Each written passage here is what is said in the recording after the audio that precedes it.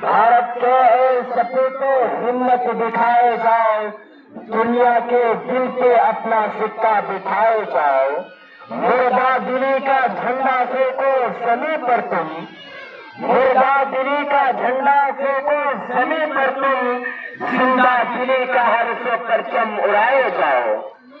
محترم سامعین، میرے پیارے بھائیوں اور بہنوں، 74واں یوم جمہوریہ کے مناسبت سے آپ سبھی کو ڈھیر سارا مبارکباد۔ محترم سامعین، 26 جنوری 1950 عیسوی کو ہمارا یہ ملک ہندوستان جمہوری بنا، یعنی اپنے ملک میں اپنے لوگوں پر اپنا قانون لاگو ہوا۔ آزاد ہندوستان کا اپنا دستور یعنی قانون بنانے کے لیے ڈاکٹر بھیم راؤ امبیڈکر کی صدارت میں 29 اگست 1947 عیسوی کو 7 رکنی کمیٹی تشکیل دی گئی تھی، جس کو ملک کا موجودہ دستور مرتب کرنے میں 2 سال 11 ماہ 18 دن لگے تھے۔ دستور ساز اسمبلی کے مختلف اجلاس میں دستور ساز اسمبلی کے مختلف اجلاس میں اس نئے دستور کی ہر ایک شرط پر کھلی بحث ہوئی۔ پھر 26 نومبر 1949 عیسوی کو اسے قبول کر لیا گیا اور 24 جنوری 1950 عیسوی کو ایک مختصر اجلاس میں تمام ارکان نے نئے دستور پر دستخط کر دیا۔ البتہ مولانا حضرت موہانی نے مخالفت کرتے ہوئے دستور کے بعد میں ایک نوٹ لکھا کہ یہ دستور برطانوی دستور کا ہی اجرا اور توسیع ہے، جسے آزاد ہندوستانیوں اور آزاد ہند کا مقصد پورا نہیں ہوتا۔ بہرحال 26 جنوری 1950 عیسوی کو اس نئے قانون کو لاگو کر کے پورے ملک بھر میں پہلا یوم جمہوریہ منایا گیا۔ اسی طرح ہر سال 26 جنوری یوم جمہوریہ کے دن کے طور پر پورے ملک میں جوش و خروش کے ساتھ منایا جاتا ہے، اور 15 اگست 1947 عیسوی کی طرح یہ تاریخ بھی ملک کا قومی اور یادگار دن بن گیا ہے۔ 26 جنوری کو جشن کے طور پر کیوں مناتے ہیں؟ تو آئیے تاریخ کا مشاہدہ کرتے چلے۔ جشن کا یہ دن ہندوستانیوں کو یوں ہی نہیں ملا، اس کے لیے بڑی سی بڑی قربانیاں دینی پڑی۔ اس کے لیے اس دن کو حاصل کرنے کے لیے لاکھوں جانوں کے نذرانے پیش کرنے پڑے۔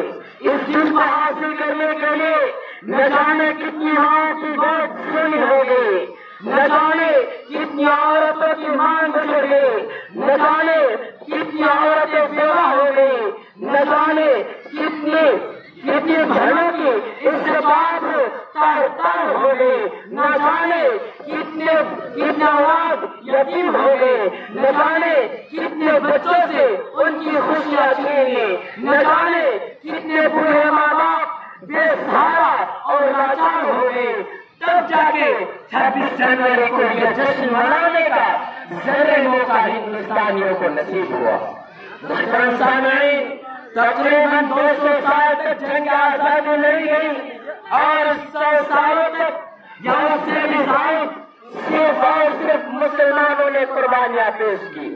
پہلے 100 سالوں تک مسلمانوں کے علاوہ میدان جنگ آزادی میں برادران وطن کا دور تک کوئی نام و نشان نہیں ملتا، لیکن آج برادران وطن ہم سے ہماری وفاداری کا ثبوت مانگ رہے ہیں، ہم سے ہمارا ہندوستانی ہونے کا سرٹیفکیٹ مانگ رہے ہیں، اور بھارت کے سنویدھان کی بھتی اڑاتے ہوئے، دستور ہند کا مذاق اڑاتے ہوئے وندے ماترم اور بھارت ماتا کی جے اور جے شری رام کے نعرے لگانے پہ مجبور کرتے ہیں، اور نہ بولنے پر مارتے پیٹتے اور دھمکاتے ہیں۔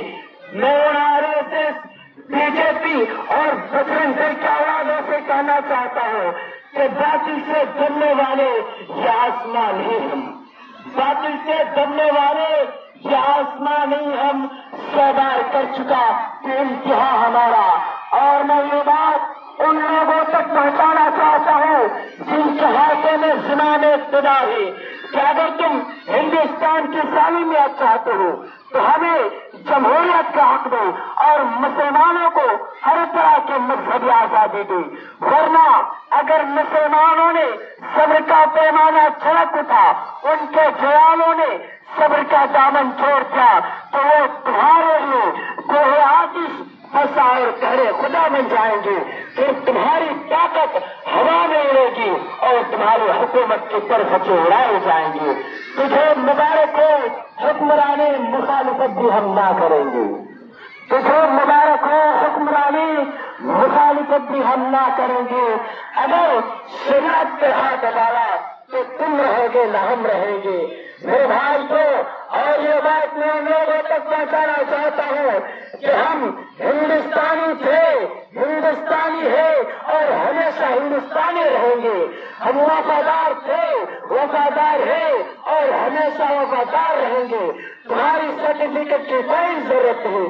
آخر میں اپنی باتوں کو اس شعر کے ساتھ ختم کرتا ہوں کہ نفرتوں کے نام بھی ہم تبسم کرتے ہیں، نفرتوں کے نام بھی ہم تبسم کرتے ہیں، محبتوں کے ساتھ ہم تکلم کرتے ہیں، وہ وطن سے وفاداری کا ثبوت مانگتے ہیں، وہ وطن سے وفاداری کا ثبوت مانگتے ہیں۔ ہم تو وطن کے خاص سے تیمم کرتے ہیں۔ وآخر دعوانا ان الحمد للہ رب العالمین۔ السلام علیکم ورحمۃ اللہ۔